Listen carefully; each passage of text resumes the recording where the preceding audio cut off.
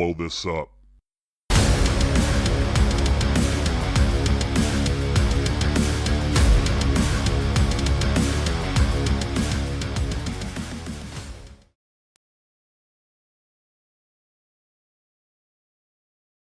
Look alive, Bomb Squad. We are back for another installment of Let's Blow This Up. It is the Season 3 co-host collective series, and I am once again joined by the one and only Jay Franze.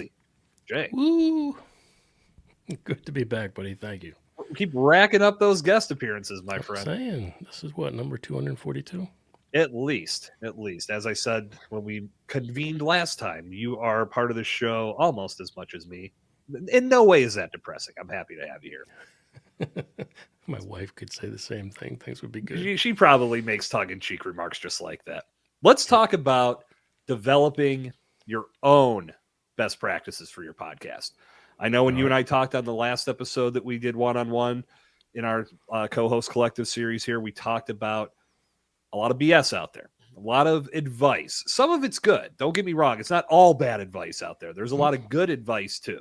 But one of the big points we landed on was because there's such good advice out there, or so much good advice, you could potentially get wrapped up in the paralysis by analysis side of things and never make a big decision on moving forward with your show.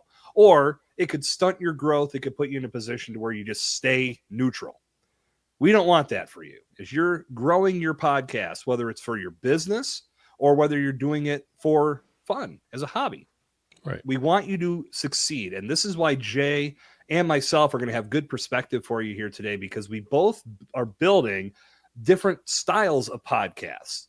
We have very similar missions with what we want to accomplish with our show, but our best practices are both a little bit different because mine is more business oriented and Jay's is more entertainment oriented. So let's start with a little breakdown of the Jay Franze show, just in regards to how you've got it to where it is and what type of best practices you put in place.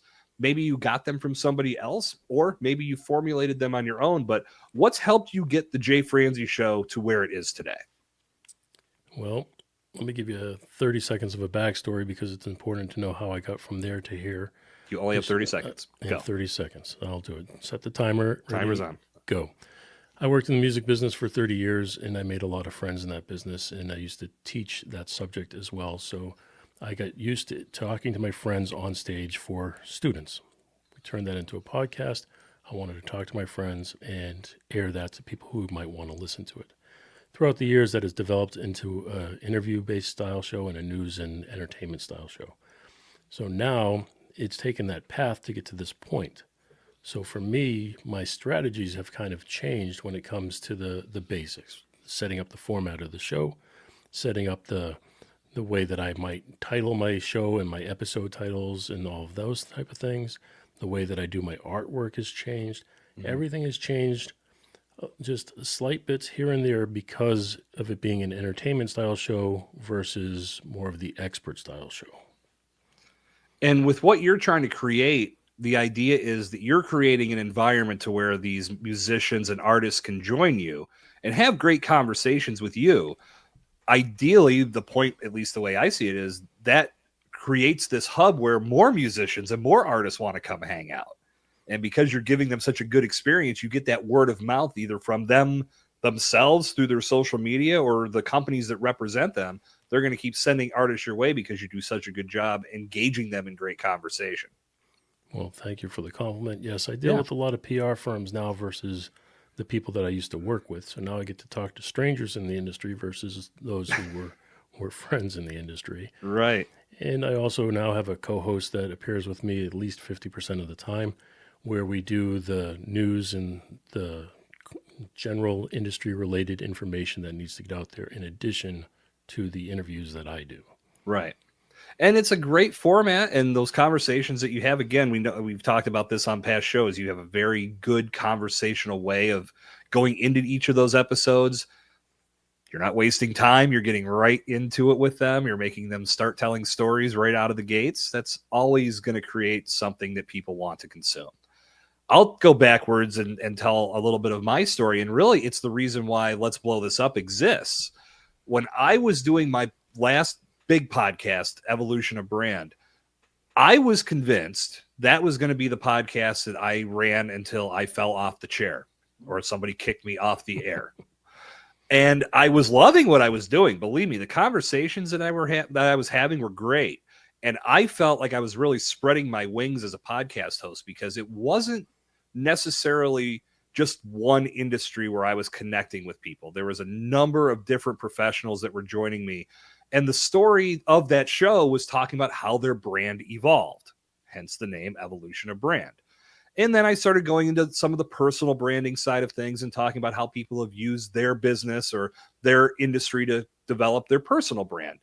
But what ended up happening as I was doing that show was I was still helping people with podcasting. My show didn't necessarily speak to that. There were great stories, but there was no way for somebody to find my show and understand that I'm somebody that knows about podcasting and can help them build a good, successful show. Or as a whole, leverage the podcast medium in a way that makes sense for their brand. And I was at a very critical juncture with that show because I was 160, I think I got to 168 episodes, but I was at a point where I knew something had to change. It was either make that change now or ride things out because I had 43 interviews on the books set to go. Thank you, Podmatch. Right. Podmatch had set me up for all of this. I mean, from a creator's standpoint, it had got me to where I have so much content, I have to do 3 episodes a week. But I also knew that if I continued down that path, I wasn't going to be telling my true story. And I wasn't going to be having the real conversations that not only they light me up, but they also showcase what my expertise is. So I had to make that change. And those were some hard conversations with the 43 people that I had on the schedule. Some were very understanding. Others were not mad, but they were more disappointed than anything because they were looking forward to being on the show. But I think for me, if I would have continued down that road, it would have brought me way further away from the goals that I want to accomplish via the podcast medium. But Let's Blow This Up allows me to do all of it. Right. And thankfully, I was able to make even when this show started, it wasn't fully about podcasting.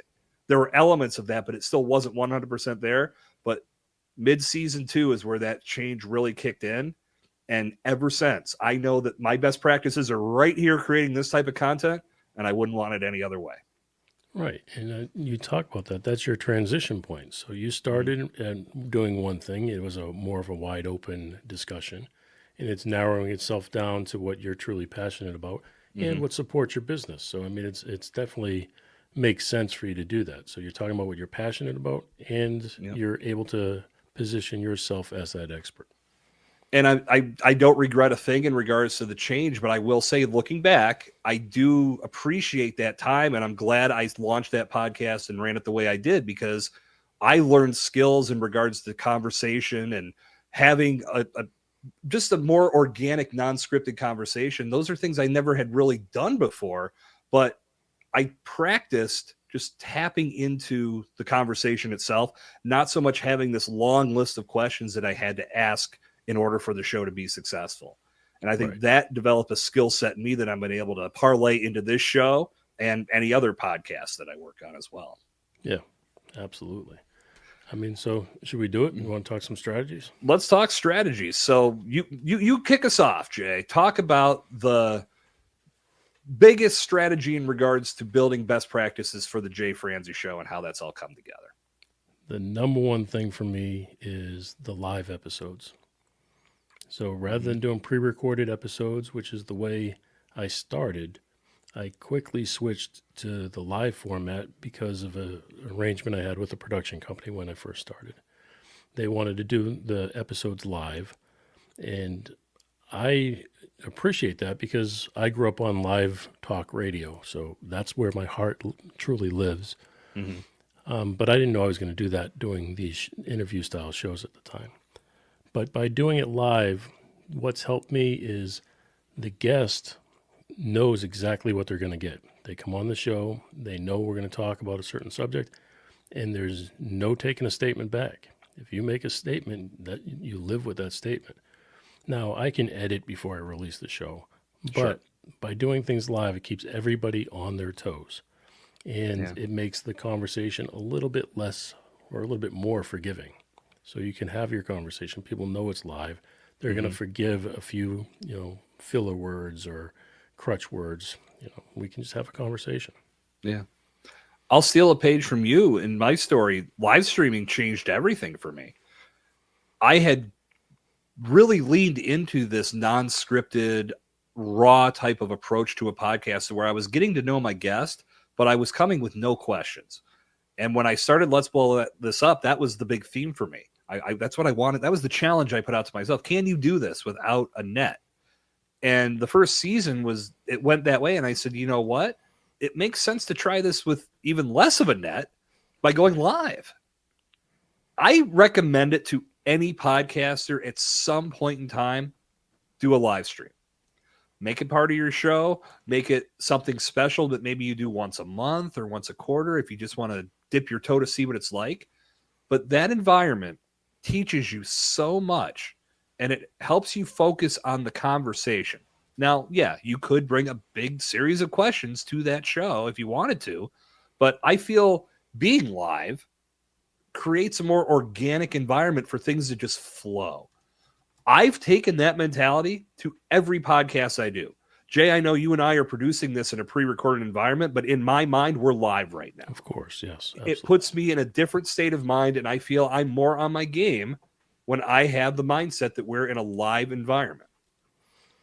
Well, we talk about that, and we talked about on one of your past episodes to be different in the way you approach the show, be different in the way that you announce your guests, or you give your interview or your introduction, and then you go straight to a question or something that is going to be engaging. Mm-hmm. So to me, I found throughout time, it wasn't out of the gate, but I found out throughout time what people really cared about was more of the stories type stuff from the people I was talking to versus the factual type stuff. And what I mean by that is I talk to a lot of musicians. So people who are on the road, and their PR firms come to me and say, oh, look, they've got a new single out or they've got a new record out. And those people go on countless shows and they say the same things over and over and over again about what they're doing. Oh, we got a new single out. It's going to be out on this date, and we really enjoyed recording it. We hope you like it. And nobody cares.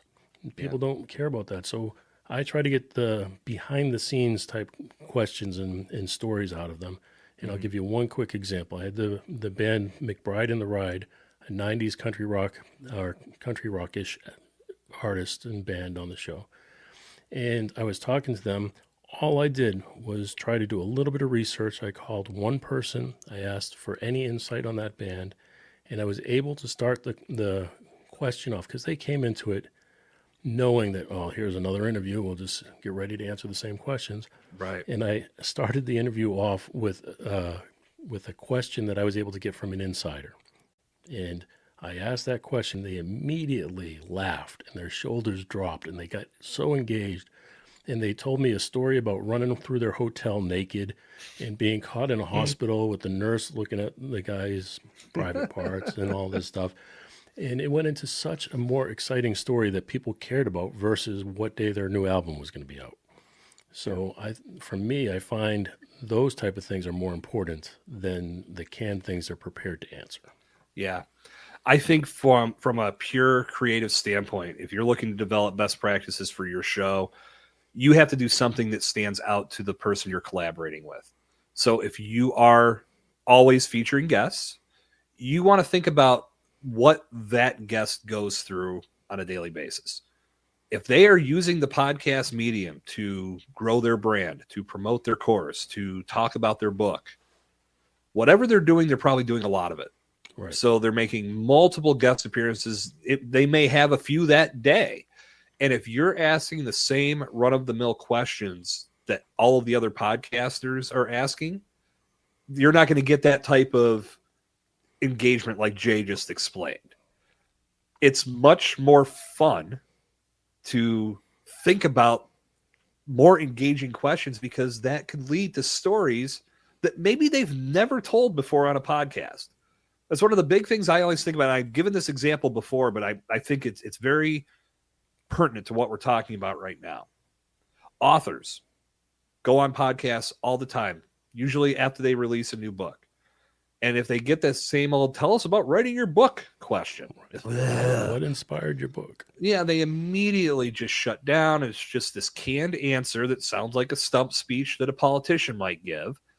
And they just don't give the same level of energy that they would give if you were to say, I've talked to many authors on my show, and it seems like the common denominator is that the creative process is a real bitch. Tell us about a time where you were doing, or when you were writing your book, that was so frustrating you were ready to just delete the whole damn thing and start over. Right. That's a question. Story. And they will probably have something in that regard. Absolutely. That shows that you took the time to learn a little bit more about their creative process, or an author's creative process. But it also shows that you're not just there to ask the same run-of-the-mill questions. You actually care about the content you're creating for your audience, and you care about the person that's joining you and taking the time to collaborate with you, because you're willing to ask them something that gets them talking. It gets them having fun. Jay, I know you and I share this philosophy. We want every guest to walk away from that podcast saying that was the best interview I did today. That was the most fun I've had on a podcast in a long time. The biggest compliment I was ever given, I had the Oak Ridge Boys on the show, and I was the last of 20 interviews they did that day. 20. These are 85-year-old men that just did 25 interviews in that, or 20 interviews in that one day, and I was the last. That's and crazy. When they came on and they said, I've been looking forward to this one, because they were on the show once before. Mm-hmm. And they said, I've been looking forward to this one all day because we're not going to talk about the same old stuff. That's phenomenal. I was like, winner. I will tell you. I wish I recorded that. That's the soundbite you want to lead off every episode with, right? Absolutely. Now, I actually, as we sit and record, it's a Thursday, and on Wednesday I do the live stream series, and I was joined by my friend and my client, Charlie Krebs, and we had a great conversation. He was very concerned when we started that we were going to go for an hour, and I said, Charlie, I've talked to you many times, and I've been able to do this for an hour with people I've never talked to, so I think we're going to be just fine. And we had a great conversation, and we hit our hour, of course. And then we talked for about 15 or 20 minutes after we ended. And then 5 minutes later, I got an email from Charlie that said, Jason, that was fucking awesome. That was so much fun. Thank you for having me. Another hour. Right? That's what I told him. I said, this typically ends up going way beyond what I want the time limit to be, because we get so engrossed in the conversation. That, to me, is what it's all about. When you can get a guest to have that type of feedback for you, and immediate feedback, to say how much fun they enjoyed, or how much fun they had, and how much they enjoyed the experience, you know you're doing something right. I did my live stream last night with Tiffany Mason, my co-host, and we have a certain core group of people who come and watch us each week. And the top of that group is a guy named George. And George comes at the beginning of the show and he stays to the end. And we do an hour-long show. Well, last night we were just excited. We were talking. We just didn't keep track of time. We were on for 2.5 hours. And George was on that show for 2.5 hours with the same core group of people. They were talking in the chat, and then they would talk to us. Talk in the chat, talk to us. And they stayed engaged the entire 2.5 hours. That's awesome. Now, we'll have to try to find a way to edit that down to an hour, but it was fun. And that's what this is all about. Have fun when you're doing this stuff. I think that's probably the overarching theme of a best practice, that no matter what the theme, concept, goal, mission, objective of your podcast is, have fun with it. Because no matter what you want to accomplish, if you're not having fun, that is going to show. Absolutely. Whether it's on the camera, through the mic, a combination of both. People are going to be very intuitive in regards to hearing that this person does not believe in what they're talking about. Right. You talk about not being able to grow. You talk about not being able to retain your audience members. They're going to check out because there are other people out there that do believe in what they're talking about, and they have fun with it. So you have to think on that level. No matter what, this is, I've said this is one of my mantras, and we could call it a best practice. If you ever reach a point in your podcasting journey where you are questioning things and you are not having fun, that is the time that you need to stop dead in your tracks and start to look at what the hell you're doing. Yeah. Because everything that you've built to this point, you've more than likely had fun doing it. If it stops being fun, you've got to make some tweaks, man. You can't let that shut you down. if you ever reach that critical point, it's time to evaluate and see what you need to change to bring the fun back into the game. That's a very good point. My show, interview style show, I've done hundreds of interviews at this point. But to me, to keep it fun for me, and I appreciate the fact that people say I do a good job. I appreciate when the guest compliments me and says it's the best interview of the night or things like that. I really do appreciate that. It makes me feel really good. Mm-hmm. But personally, I'm not getting much out of that. I have the interviews, I have the conversation, and it's fun to an extent. But I want that morning radio style feel. So that's what I get when I co-host the shows with Tiffany.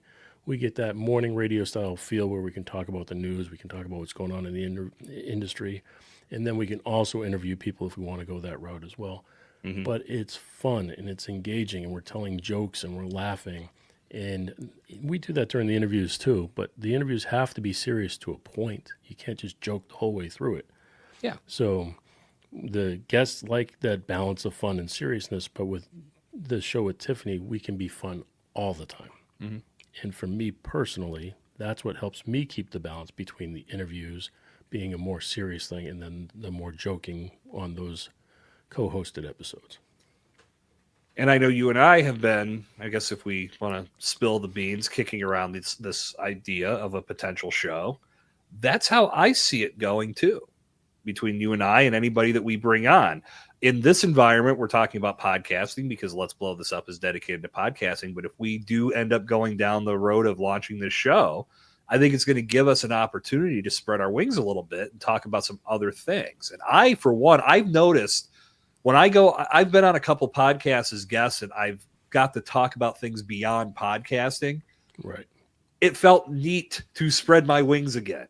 I don't feel like I don't get to do that. I mean, I feel like what I'm talking about here is absolutely on par with everything I'm doing. And I know in the development of season 3, I knew who I wanted to have part of this co-host collective. I knew who I wanted to live stream with. I had this plan of all this content because I knew this was going to be stuff that lit me up and things that I knew I could talk about with great passion and collaborate with people that like talking about it with just as much passion. Right. But there's still something to say about going off subject on something else. I'm looking forward to that, my friend. We'll see whenever we both get more time in the schedule to really make this come together. Well, it's also a good point. Like by me bringing on Tiffany onto my show, it gives a little bit of taste of what we're planning. Mm-hmm. But my show is still structured. So we start off with a story, then we go into news, music-related news, and then we go into a question of the day, which is music-related. But then we end it with more general entertainment-style news, and then a personal thing of whatever we've got going on. And that allows us to share a little bit about ourselves in a personal area, and it also gives us an ability to talk about something outside of the music world that we might like. We may have seen a movie or a documentary that we like. Right. So we're not restricted 100% to music. The first 2/3 of that show are going to be about music, but then that last little piece, or the 25%, whatever it is, can be a little bit more open. And that's when the fun stuff usually comes out. Oh, for sure. And that's the thing. And again, we keep coming back to fun, and that's really what it's all about. So I would say anybody that's developing their best practices, keep that front of mind. Another word I want to bring up, because I feel like, yes, it would apply to best practices, but I think it has a different definition for everyone: consistency. We hear that word a lot in podcasting because I know that I get it. Like you do have to have some level of consistency with your show, whether it be it's from the length of your episodes. You don't want to have one episode be 10 minutes one week and then 2 hours the next and then 20 the next. If you're all over the map like that, that can cause some disparity and some confusion with your audience.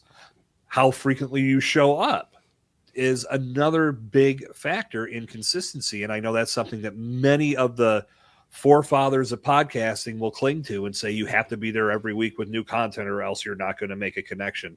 I 100% disagree with that because I do seasons. I'm not there every week, but I am communicating with my audience. Right. I know coming into this, we're in season 3. I've stressed probably in every single episode, this is season 3.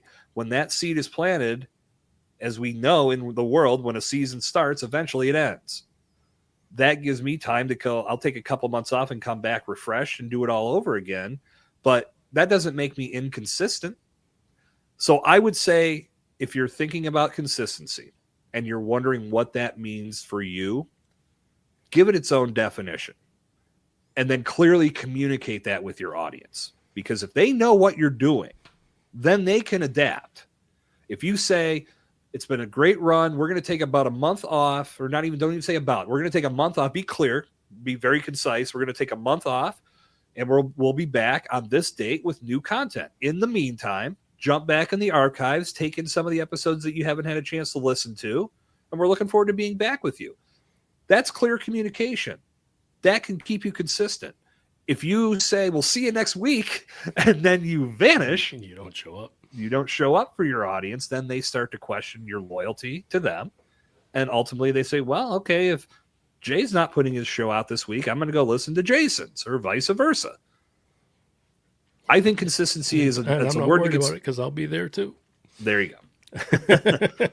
But that word gets thrown around a lot in this industry. And I think it's something we do need to give attention to, because you have to put your own definition on it. But I think if you're going to utilize it to your advantage, just be clear in your communication, and your audience will thank you for that. Well, we can take that a step further. Like you said, a lot of the experts will tell you got to be consistent. You got to release on the same day, same time, same this, same that. I don't know about you, but I've never once looked at a show and said they release at 2:32 on Tuesdays. I just don't do it that way. I want to see it pop up in my feed. Yep. Now, when it pops up, I may, if it's a show I really like, I may know that it's every Tuesday. However, most of the time I'm not going to know, was it Tuesday or Wednesday? I just know when it shows up. It popped up and is ready. Yeah. And the big thing that I could say to that is I would rather you wait a day and give me something worth listening to than release it that day earlier just because you needed to release something and you give me something that's subpar. So take the time to make quality content and then release it. It doesn't matter if you're off by a few days. Just like Jason says, communicate. Yeah, that's the biggest point in this whole consistency game. And that's why I said, I've never subscribed to that belief of being there every single week. That's hard. And again, I talk to business owners. That's who I work with primarily, or business leaders, people in that world, to where other responsibilities are going to take priority. They're not looking to be full-time podcasters. Now, if that's something that you're doing, I get the logic. In theory, it makes sense that you don't show up, that something else could slide in and replace you. But if you're doing your part to let your audience know what's happening, that's your responsibility. If you drop the ball and just don't show up and stop producing content, or get sporadic and you never say why, well, then you deserve to lose that audience. But if you bring something special to the world and your message is resonating with people and it's impactful content across the board, if it's a day late, like Jay said, they're still going to listen to you. So don't get completely hung up on this and break your back. But I will also say, because I stress this, if you are having problems with that, think about season format or batch record. Make sure you've got episodes in the can, so when life happens, you don't lose that part of the consistency angle. But at the same time, for me, it's all about clear communication. Yeah. I promise my audience one show a week at a minimum. Yeah. I will give you more, but you're promised one. And the reason for that is my show is live, and not every there's times when a guest has to reschedule or cancel. Yeah. And if a guest reschedules or cancels, then obviously I don't have something planned for that night. Right. But you'll always get the episode with Tiffany and myself, because that's every Wednesday. So you're going to get at least one show a week. And there's times where I might get a PR firm that says, hey, this person can only do an interview on Tuesday. Yeah. And I squeeze them in. Now you get 3 episodes. I don't save them and wait for a time. No, I do. Right. I release them as they come in. I do them live, edit them, release them 1 week later to the day. Yeah. So if we record on Monday, you're going to have your episode out that next Monday. And I think that's important. But if we're going to talk about best practices, can I step back just for 1 minute? I know in the past we have talked about, ways to promote your show, best practices when it comes to titles and all of those type of things. Mm-hmm. But let's talk about the title of the show itself for a second, because there's a best practice on how you title your show. Usually what it's about should be in the title, and that type of thing. It shouldn't be a name or whatever. But when you're titling things or when you're putting a show together or including the intro to your show, for me, I followed the standard. Hey, this is Jay Franze. Welcome to the Jay Franze Show, where we talk about X, Y, Z, so you can do this or that. It's a standard best practice for what you're supposed to do or say. But I do an entertainment style show, and it's not like that. I could say, yes, we talk, and I do. I've done it for years. This is your behind the scenes look at the music industry. Tonight we're talking to so-and-so so we can learn about X, Y, and Z. Mm-hmm. But I really don't like doing that, and I don't think it's necessary for me because I'm an entertainment style show. You don't watch like one of the late shows or Conan O'Brien or something, and they don't say that when they start their show. They don't start their show and say, hey, this is Conan O'Brien. We talk to, actors and comedians or whatever, and this is what you're going to get tonight. Right. They just talk about who's going to be on the show that night. Or like radio shows like the Howard Stern Show or Bob and Tom or those type of morning show. They don't introduce like that. Yeah. I don't think that's expected in an entertainment style show. So I think as far as best practices go, you got to do what you think is right for you. If your show is new and nobody knows who you are, yes, you want to give them an expectation, what they can expect. But once people know who you are, you don't need to go through that whole thing every time. Yeah. Put it in your description. This is the show where we talk to X, Y, and Z about whatever. But don't feel like you have to do those things. No, and I'll wind us down to speak to that point. It goes back to what we talked about on our last conversation here in the co-host collective series. It's validation. You don't need to spend time validating each and every episode exactly what you do. If you want to take some time in the trailer, talk about what you do. You want to use the show description to your advantage, talk about what you do, but you don't have to keep repeating that because especially you think about the journey of a listener, the more they come in to tune into your content and consume it on a weekly basis, they get it. They're here. They're in the game now. They don't need to hear it every single week. This is why I'm very big on not having a long-winded, worded intro that validates what's about to happen, because you're going to do that with your content.